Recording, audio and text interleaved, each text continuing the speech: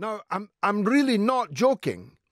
I mean, how can you be the leader of a party, a national party, that can command attention on the televisions, on both of the television screens I'm currently looking at, with 3,874 votes in a postal ballot?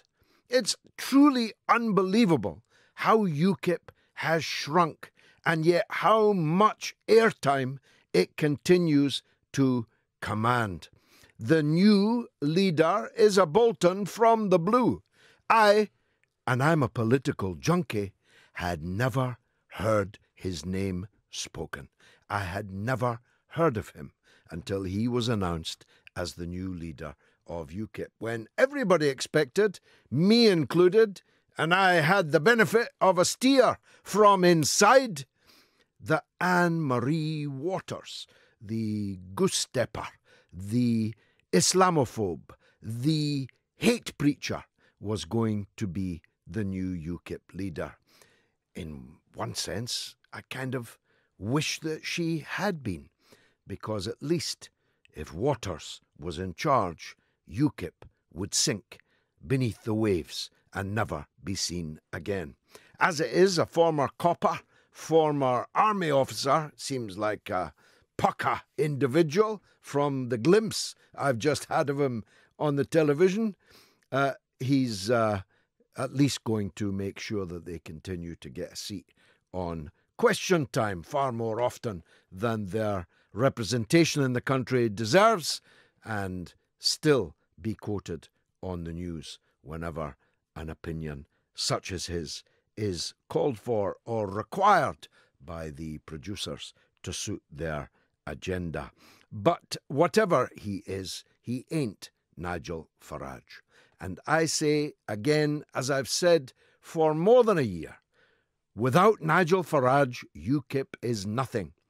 Now, there are a lot of people out there listening think that that's a good thing. I'm not necessarily one of them, for a variety of reasons, but the foremost of which is that Brexit is presently being betrayed. That which 17.4 million people voted for is being systematically betrayed. I don't know where it's all going to end up, but of one thing I'm sure. These jokers, the worst platoon ever assembled since Captain Mannering at Walminster-on-Sea, when he formed a home guard to face the European foe, no bigger platoon of jokers has ever been assembled than the people who are going back and forth to Brussels and to other parts of the EU empire to negotiate our withdrawal from it.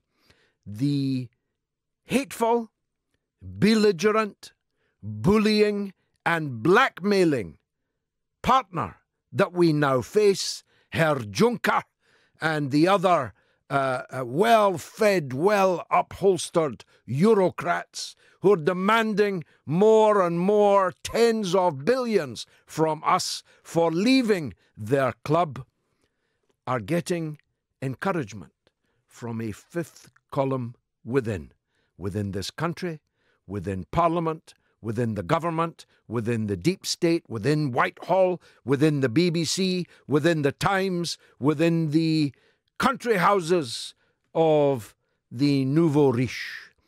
All of them are doing their best to destroy Britain's exit from the European Union. And if the Tories can get away with it, they'll go the whole hog and we'll end up neither in nor out of the European Union. And if you're neither in nor out, that means you have to keep accepting those things which were the very things which made Britain vote for Brexit.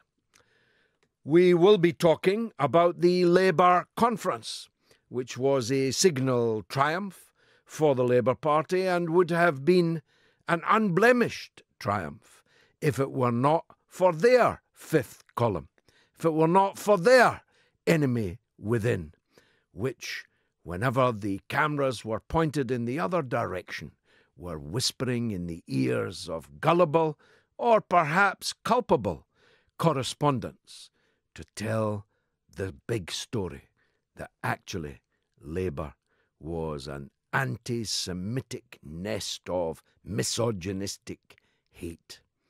Nothing could be further from the truth. I have known Jeremy Corbyn for almost 40 years, and the idea that Corbyn and all these others, with their background in Marxism, with their former affiliation with Trotskyism, could conceivably be anti-Semitic is a very big insult. Now, there was a brouhaha about a rally that, from what I've read, was certainly ill-advised. Some people saying that the Holocaust is a matter of debate. No, it's not a matter of debate. It ought to be a criminal offence to deny the Holocaust in Britain, as it is in several European countries. It ought to be a crime to deny the greatest crime that was ever committed over those short period of years. Something like 10 years, something like 6 million Jewish people were annihilated off the face of the earth. And if the Red Army hadn't turned the tide at Stalingrad, I think every Jewish person in Europe would have been annihilated in the course of that Holocaust. It should be a criminal offence to deny that that Holocaust took place. And equally, to use the suffering of Jewish people as an excuse, as a cover, as some kind of justification for the suffering of others, well, that's just offensive. And no good can come of this entirely contrived, fake conflation of criticism of the state of Israel with anti-Semitism and hatred of Jewish people. No good can come of that, not for Labour and not for Jewish people either. And then there's the Scottish Labour Party leadership. There it was, sailing serenely along, with two candidates, Anna Sarwar for the right and Richard Leonard for the left. Could have been a perfectly civilised contest. But, as Mr. Leonard seems to be headed for a pulverising victory, well, it's all got nasty. A bit like a mirror of the earlier Corbyn election campaigns. So much so that Mr. Leonard's press officer was quoted in the week saying that Mr. Sarwar's lieutenants were talking Scottish water. Well, Scottish water that had passed through people, if you get my meaning. Still early yet. Don't want to get down and dirty. But that campaign certainly is. I'll be talking to the doyen of political scientists and psephologists, Professor John Curtis, the Professor of Politics, at my old stamping ground. Used to be in my constituency when I was a Glasgow MP, before Tony Blair expelled me and abolished my constituency, just in case. And we'll be talking about the Conservative Party conference. Yes, they're having one. Mrs. May said in the week that the Tories hadn't been ready for a snap election and were caught off guard. Wait till she finds out who was responsible for it.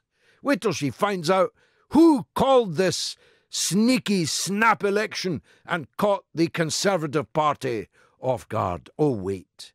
It was her as the leader of the Conservative Party.